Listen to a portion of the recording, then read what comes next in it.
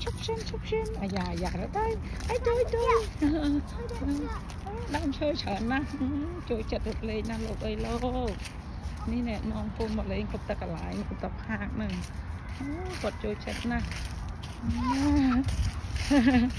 you stand over here turn back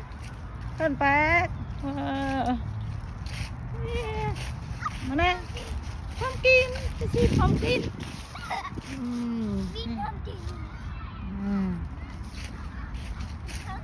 yeah pumpkin cầm lấy con thơ sorry con tụng năm này hello mò lên hả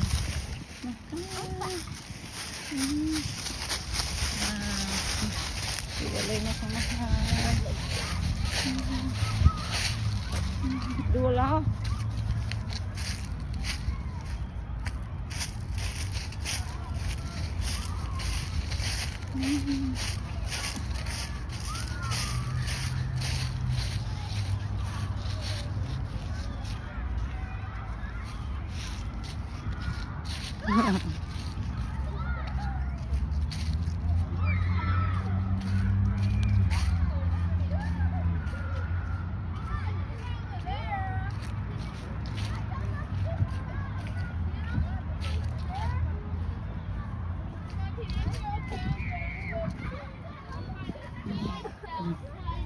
Okay, want to go upstairs? Yeah.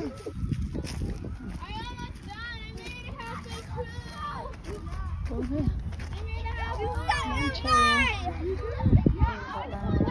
Nằm chờ.